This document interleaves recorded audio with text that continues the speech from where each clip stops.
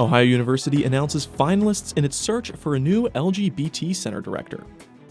Another Democrat may be joining the race for president. And in sports, a look at OU men's basketball as we move closer to the season opener. Newswatch starts right now.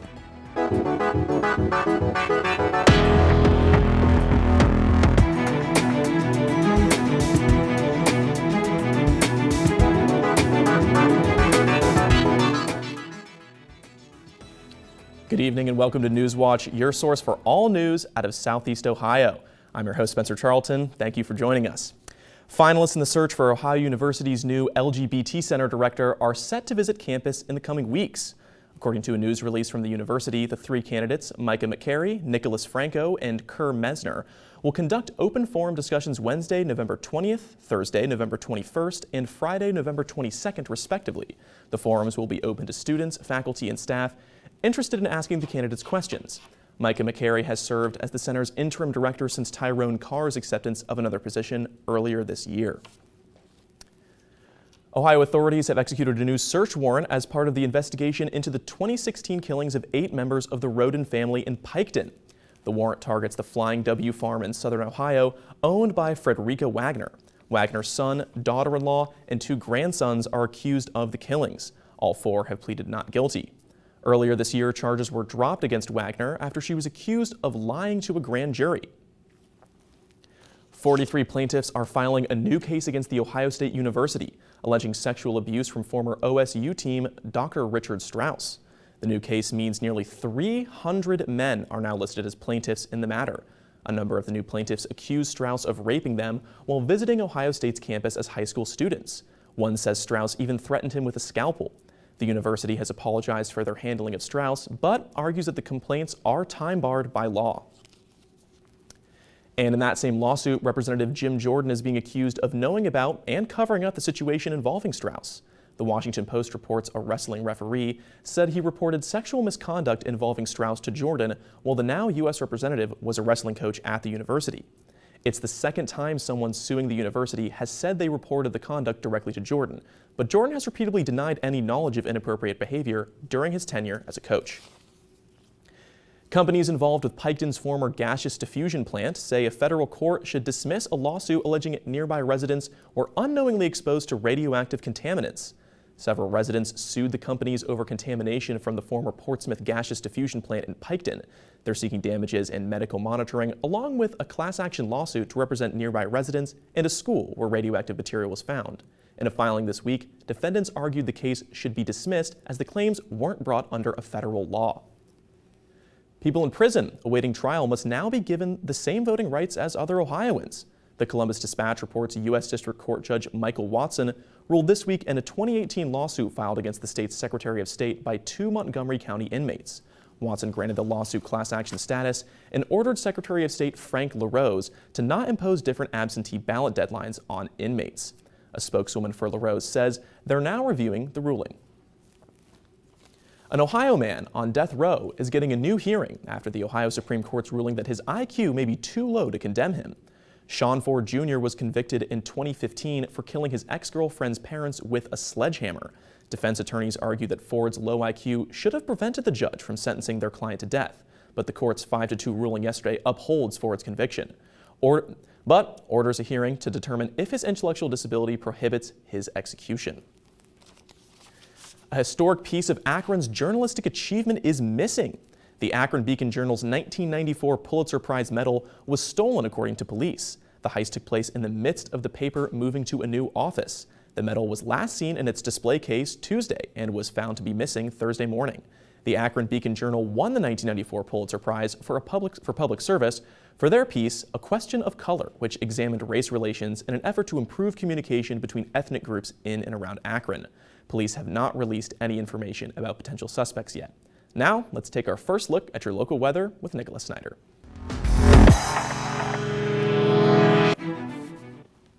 Hi everybody. Hi everybody. It is very chilly out there right now, all under mainly clear skies. 32 right now in Athens, 32 in Jackson, 34 in Ironton, 33 in Ripley, again, all under mainly clear. Maybe a few clouds off to the east as they're getting some lake effect clouds further east and further north across the viewing area. And the highlights over the next couple of days, it's going to be a chilly start to the weekend, a warmer Sunday as an area of low pressure makes its way up, and we're going to be on the warm side of that for Sunday, but on Monday night, chances of accumulating snow are possible. We'll talk all about that coming up in my full forecast in the next couple of minutes, Spencer. But it looks like, yeah, there is a chance of our first accumulating snow for this year over the next couple of days. Well, it seems like it's feeling more like December out there than it really is November. Definitely. Thank you, Nicholas. A Wadsworth, Ohio man is dead after a fatal encounter with law enforcement outside of Akron. A spokesman for the Ohio Attorney General's office says the unidentified man was killed around 8 p.m. last night. The spokesman says 6 Wadsworth police officers and 2 Medina County Sheriff's deputies were there when the man was killed, but wouldn't say which officers fired shots or provide any other details. Yesterday's was the 3rd fatal police shooting in Ohio this week. A hemp processing plant in Kentucky has been damaged by fire caused due to an explosion. According to authorities, no one was injured and the flames were extinguished quickly. The building, which houses the Gencana facility, sustained major structural damage though. Gencana cultivates hemp plants and processes them into CBD products such as oil and powder. Authorities are still investigating what caused the explosion. Coming up, lawmakers prepare for the start of the public impeachment hearings, and there may be a new candidate for the Democratic presidential nomination. Those stories and more when Newswatch returns.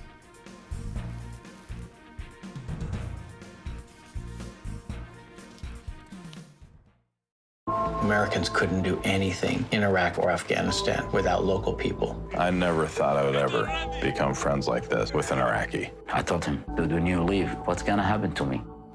Violence in Iraq has reached the highest it has seen in years. Interpreters get killed because they were with the army. It's really dangerous. They need to get somewhere safe. I made a promise. I'm going to help him get here with his family. The interpreters.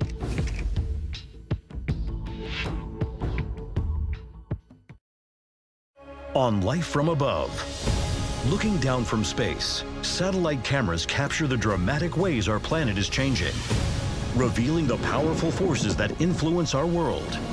From the seasonal cycles that come and go, to the way humans are impacting the Earth. Discover the incredible ways our planet changes, as you've never seen them before.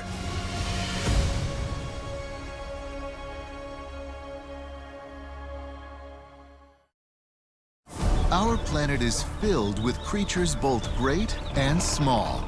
But it's often the Goliaths that capture our attention. Being the biggest beast ever, or simply the biggest of your kind, has its advantages. But it also comes with challenges. Take a closer look at how these oversized animals overcome some of life's big problems.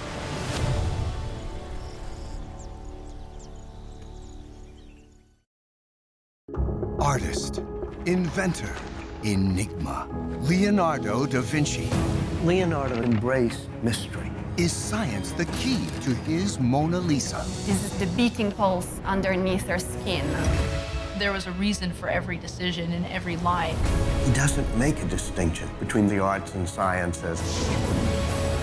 Decoding Da Vinci on Nova.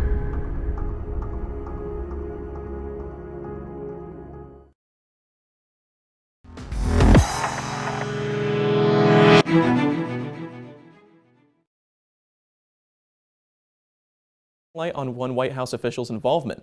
Meanwhile, lawmakers and the president prepare for public hearings scheduled for next week. Daryl Forges gives us the latest details.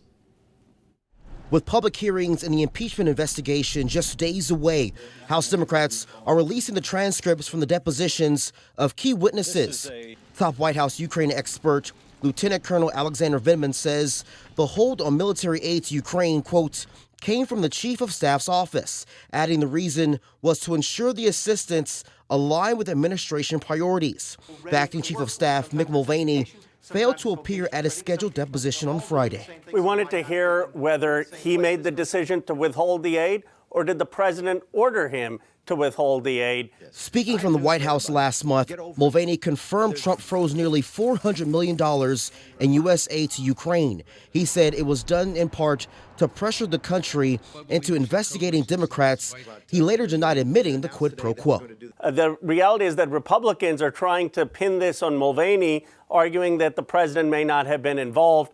I don't believe that, but Mulvaney could clarify the president's role. Mulvaney's lawyer says the White House directed his client not to be there, adding to a list of White House officials who defied subpoenas. I don't want to give credibility to a corrupt witch hunt. President Trump continues to deny any wrongdoing as he and lawmakers prepare for public hearings next week. I'm Daryl Forges reporting. Former White House advisor Steve Bannon arrived for day 4 of Roger Stone's trial today, where he took the stand. Bannon testified against Stone, the longtime advisor to President Donald Trump, saying afterward that he was, quote, compelled to do it. Stone pleaded not guilty to 7 charges of obstruction, witness tampering, and lying to the House Intelligence Committee, investigating Russian interference in the election. He's accused of lying about efforts to secretly contact WikiLeaks, which was rolling out Democratic documents stolen by Russians. Stone has been out on bond since his initial January arrest. The trial is expected to last 2 weeks or more, partly because of the vast amount of evidence. A possible shakeup in the Democratic presidential race. Former New York City mayor and multi-billionaire Michael Bloomberg may throw his hat into the ring. Christina Alshe reports. Billionaire businessman and former New York Mayor Michael Bloomberg preparing for a potential 2020 run. A spokesperson tells CNN that Bloomberg will file necessary paperwork to get on the Democratic primary ballot in Alabama. That's despite suggesting earlier this year that he was ruling out a presidential run. When you look at the layout of who's going to vote and where the country is, I would be very unlikely to get elected. But in the private sector, I can make a difference. While Bloomberg is filing now to meet the state's early deadline, he has yet to make a final decision on entering the race.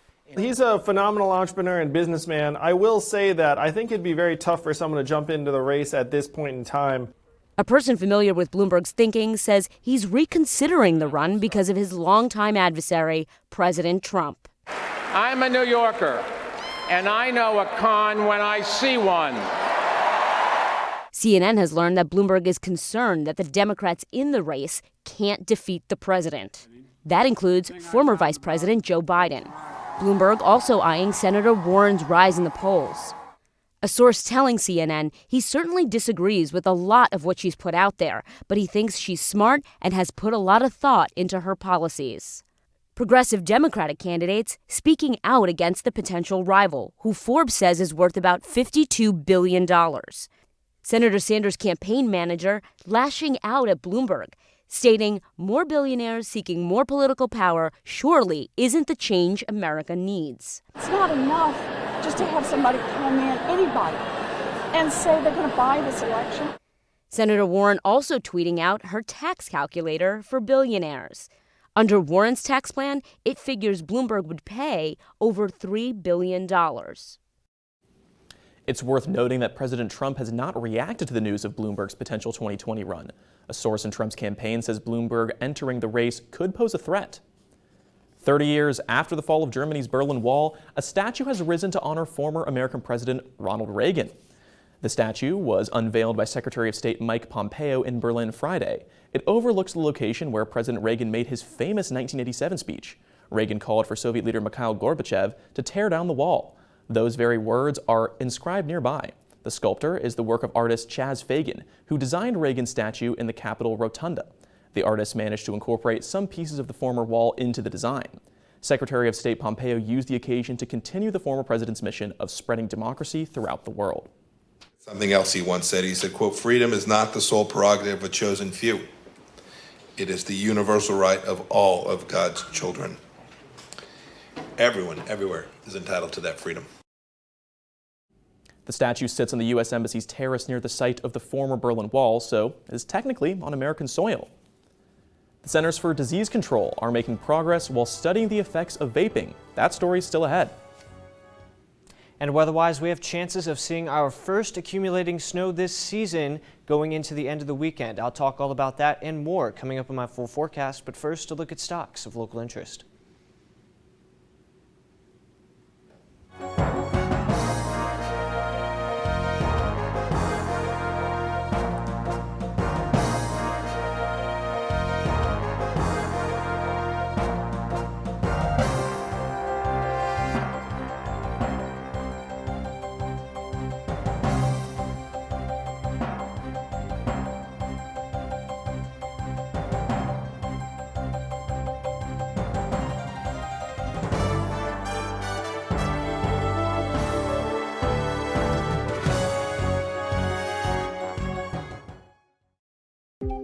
Native Americans have fought in every war that the United States has been part of.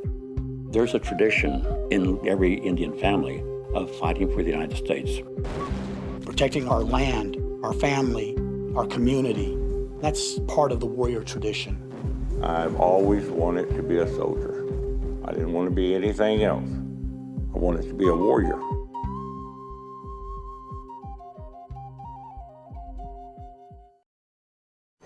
An American Experience. The idea of a subway in Boston was an enormous risk. It was one of the most important engineering achievements of our time. The conditions are much more challenging than imagined. And there is tremendous chaos. People were horrified. There was a lot of opposition to it. The Race Underground on American Experience.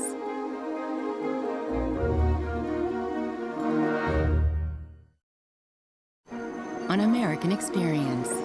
The idea of a subway in Boston was an enormous risk. It was one of the most important engineering achievements of our time. The conditions are much more challenging than imagined. And there is tremendous chaos. People were horrified. There was a lot of opposition to it. The Race Underground on American Experience.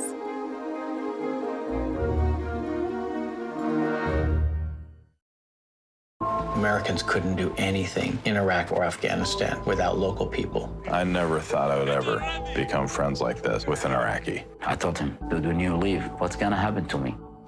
Violence in Iraq has reached the highest it has seen in years. Interpreters get killed because they were with the army. It's really dangerous. They need to get somewhere safe. I made a promise. I'm going to help him get here with his family. The interpreters.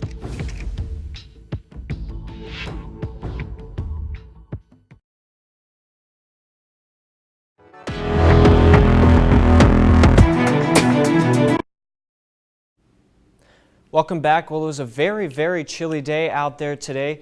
Big upper level trough, or that dip in the jet stream right there. That's what brought in that cold air down into the area. And a high pressure is at the surface, and that's why we were so clear today. That's going to move off to the east and create an active start to the next week, allowing some low pressure to move up through. So there's an active start to next week, as I said earlier. We have energy from Texas moving toward the Ohio River. We can see it here on the vorticity. This is a map called Vorticity right here, and you can see it right here over Texas, right there.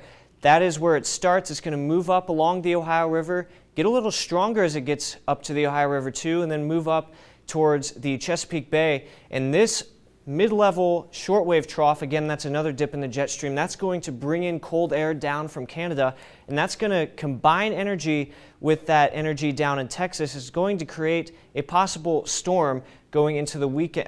Possible storm going into the weekend. Rain is going to change to snow earlier on from northwest to southeast.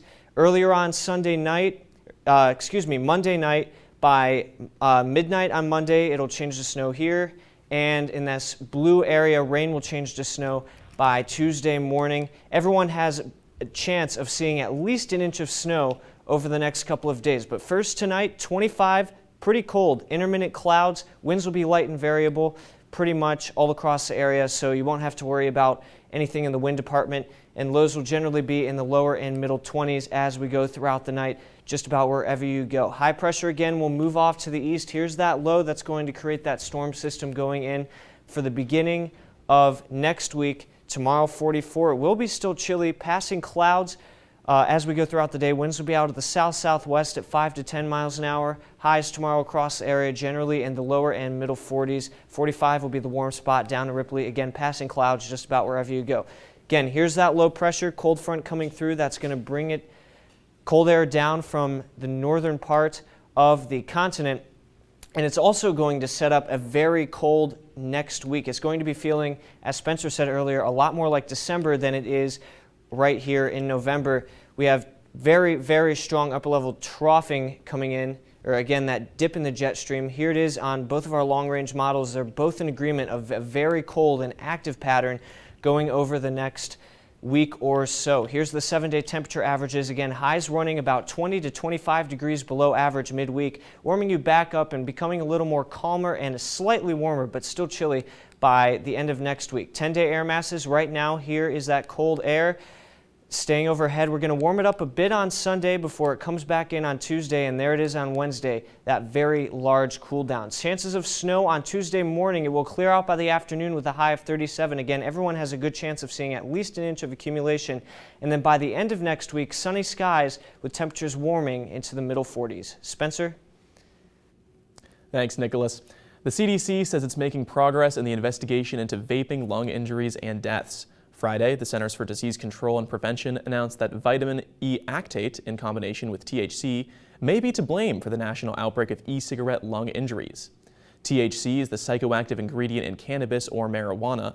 Despite calling this a revelation and a breakthrough, the CDC says more tests need to be done, and officials say the initial findings do not eliminate other ingredients as a cause of harm. As of Tuesday, the CDC said it was aware of more than 2,000 cases of lung injury linked to vaping across 49 states, Washington, D.C., and the U.S. Virgin Islands. There have been at least 40 deaths in the United States so far. Colorectal cancer is one of the most common cancers in American men and women, and a new study suggests some popular foods may be linked to higher risk. Mandy Gaither has more in today's Health Minute. It's popular on breakfast plates, but a new study may make you rethink eating sausage or bacon. The research published in the International Journal of Epidemiology suggests those much-loved processed breakfast meats are linked to higher rates of colorectal cancer for people who eat them often, with chances of getting the disease being nearly 20% higher for every processed meat the size of a slice of bacon eaten per day. Red meat appears linked to the risk as well. Researchers say people who ate 76 grams of red or processed meat per day, which is roughly the same as a burger with a quarter pound of beef, had a 20% higher chance of developing colon cancer compared to those who ate about a third that much per day. The study tracked the diets of nearly 500,000 British adults between the ages of 40 and 69. During a roughly 5-year period, more than 2,600 of the study's participants developed colorectal cancer. For today's Health Minute, I'm Mandy Gaither. The Centers for Disease Control and Prevention says the most effective way to reduce your risk of colorectal cancer is to get screened for the disease routinely, beginning at the age of 50. Stay tuned. After the break, I'll be joined by Gridiron Glory host Joseph Hennessy. We'll also take a look at OU men's basketball team as they prepare for their season opener. Newswatch will be right back. Native Americans have fought in every war that the United States has been part of. There's a tradition in every Indian family of fighting for the United States. Protecting our land, our family, our community, that's part of the warrior tradition. I've always wanted to be a soldier. I didn't want to be anything else. I wanted to be a warrior.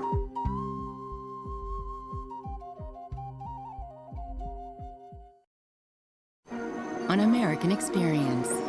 The idea of a subway in Boston was an enormous risk. It was one of the most important engineering achievements of our time.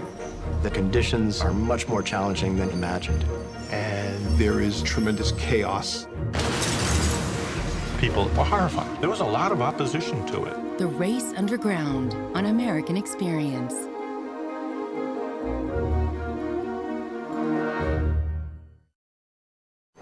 On American Experience. The idea of a subway in Boston was an enormous risk. It was one of the most important engineering achievements of our time. The conditions are much more challenging than imagined. And there is tremendous chaos. People were horrified. There was a lot of opposition to it. The Race Underground on American Experience.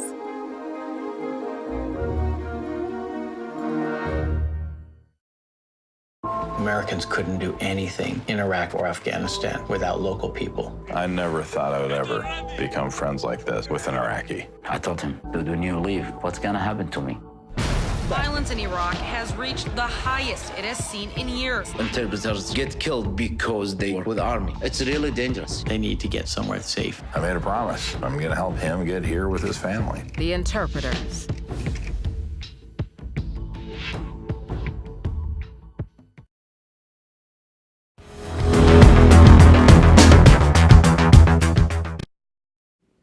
Welcome back. I'm Joseph Hennessy, the host of WOUB's Gridiron Glory, and we have some high school football playoff games tonight. But first, WOUB reporter Michael Roth spoke with freshman basketball star London McDay about why he chose to stay at Ohio.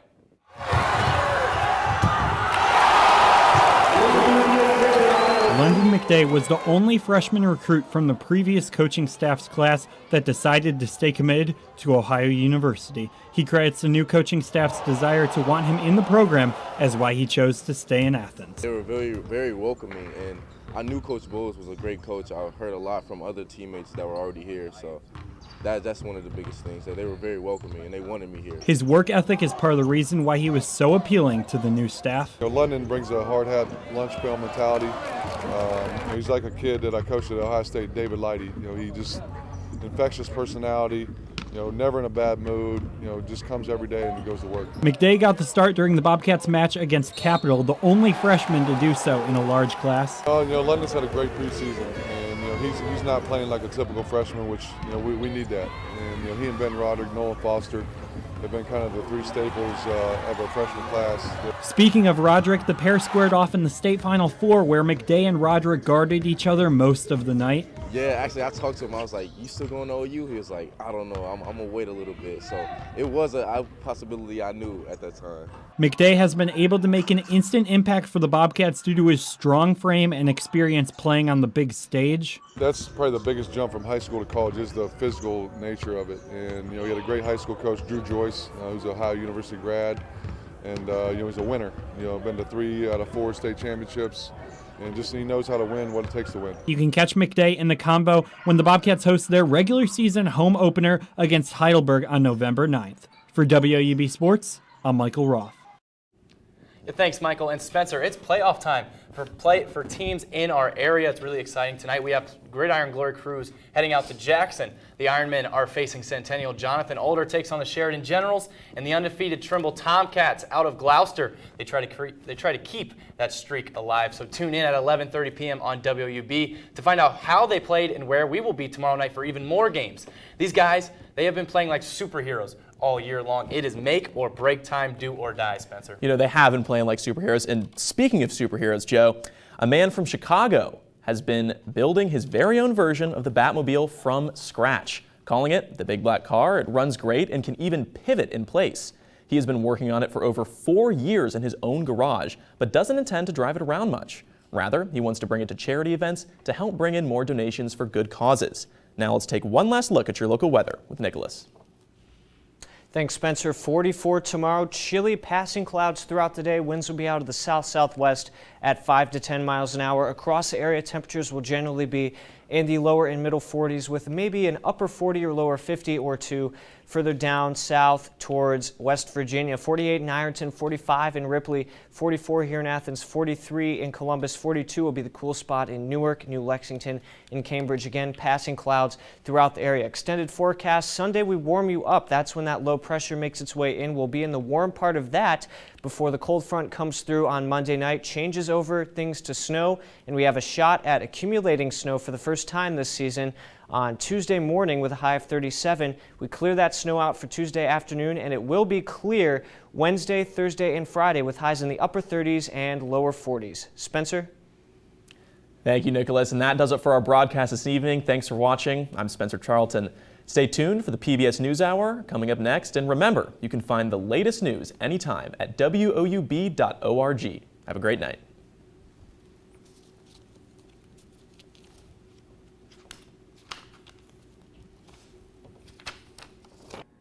What's up? My name is Joseph Hennessy. I am the host of the 21st season of Gridiron Glory.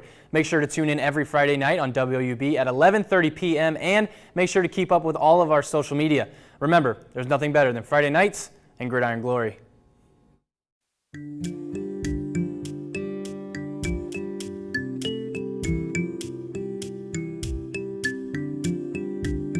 Support comes from